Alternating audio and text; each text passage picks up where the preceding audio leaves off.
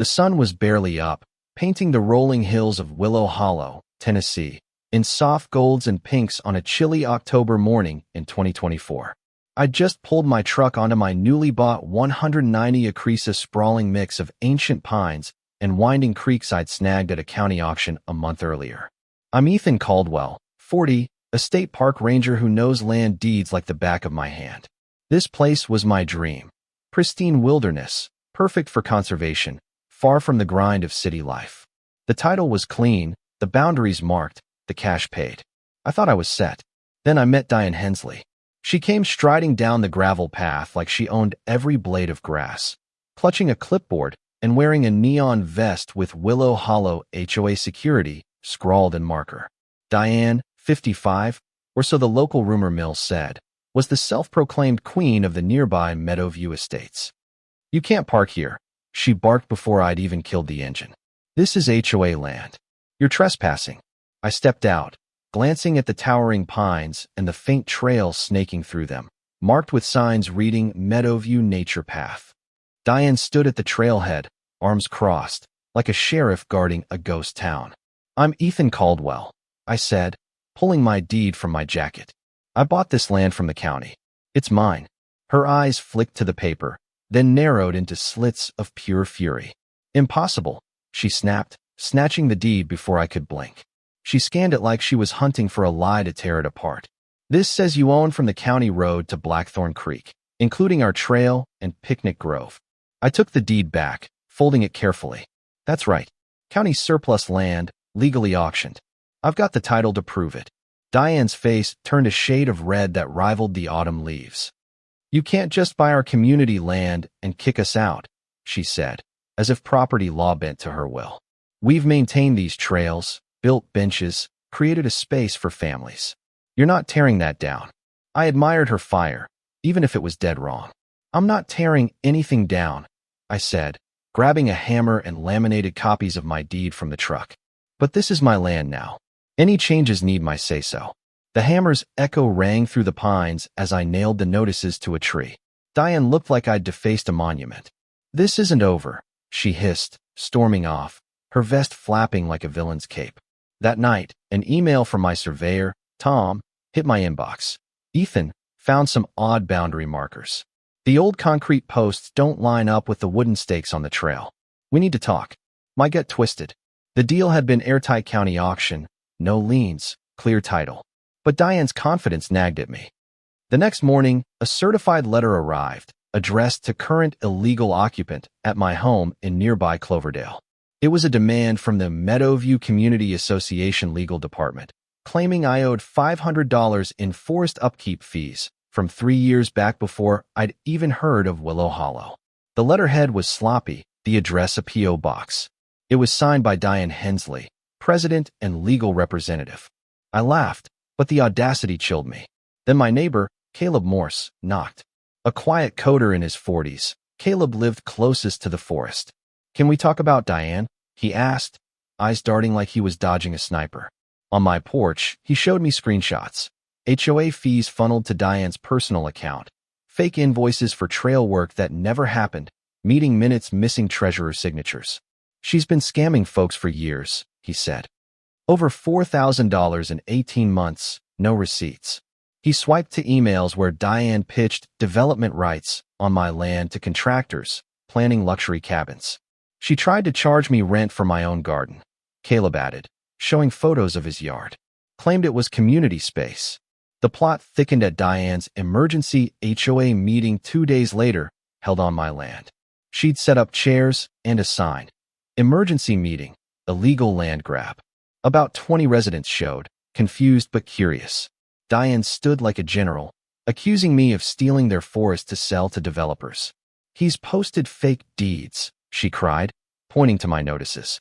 A woman named Clara Vaughn, a sharp-eyed retiree with 15 years in Meadowview, stood up. "Show us the HOA charter proving your claim," she demanded. Diane stammered. "It's being updated."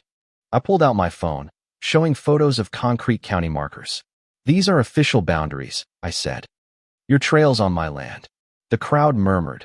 Clara nodded, studying my survey report. Diane's mask slipped. Those markers were tampered with, she shouted. Our stakes are the real ones. Clara raised an eyebrow. Your landscaping team moved federal markers? The silence was deafening. Residents started questioning fees, meetings, everything. Diane's voice cracked, her authority crumbling. That night, my wildlife camera revealed the truth. Grainy footage of Diane, midnight, shovel in hand, planting fake stakes near my markers. She wasn't just lying, she was forging evidence. I called the county, confirming no permits existed for construction on my land. Officer Delgado arrived, grimacing at the footage. That's criminal trespass and marker tampering, he said. But Diane's claiming you're the trespasser. We need a judge to settle ownership first. I felt trapped in a bureaucratic maze, Diane banking on delays to push her plans. Then, at the post office, Mrs. Larson, the local pharmacist, slipped me a manila envelope. You need this, she whispered. Inside were glossy brochures for Willow Hollow Retreat, promising cabins, a spa, and yoga on my land, with Diane as project director. Her daughter, a printer, had noticed the address matched my property. Attached was an email about foundation work for a lodge, cottages, and a conference center none permitted. The county business office revealed more. Diane's Willow Hollow Retreats LLC was registered to state park land 12 miles away, not mine. She'd taken deposits for fake bookings, reporting them as legit income. Caleb brought worse news. Diane was spreading lies about me clear-cutting for a mall, rallying signatures for an injunction. He confessed to helping her once, blocking a neighbor's deck by faking wetland status. She's good at twisting things, he admitted, ashamed. I fought back with transparency, inviting residents for a forest tour to share my conservation plans. 20 showed, including kids thrilled by soil tests and tree aging. I showed my deed, explained wildlife corridors, and promised respectful trail access. Then we found professional survey gear not mindset for major construction. A mother, Ellen, tearfully shared how Diane fined her wheelchair-bound son for an unapproved ramp. Others revealed similar abuses. Drone photos showed HOA structures, like their playground, on my land. The showdown came on a frosty Thursday.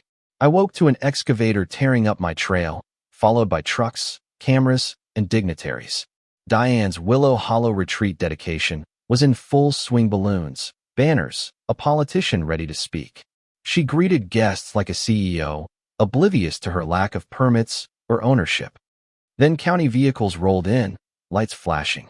Officer Delgado and a building inspector shut it down. Unpermitted activity on disputed land. Guests fled. The media turned on Diane. The assessor dropped a bombshell. The HOA clubhouse, Diane's power base, encroached 12 feet onto my land. Every meeting she'd held was on my property. Diane's empire collapsed. She stood, sash wilting, muttering, "This can't be." Reporters grilled her. Officials documented violations. I presented my evidence, markers for $1,000 in fake fees, her unpermitted retreat. Diane admitted collecting fees for community assets on my land. I faced her. I'm not in your HOA.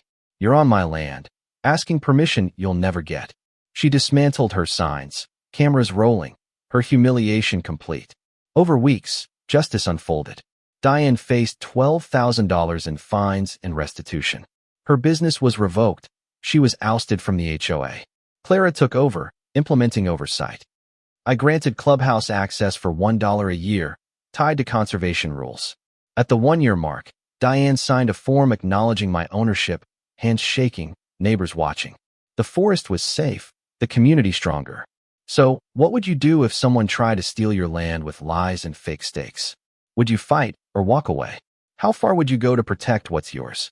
Drop your thoughts below, hit that like button, and subscribe for more wild stories. Let's keep the conversation going because out here, the trees aren't the only things worth protecting.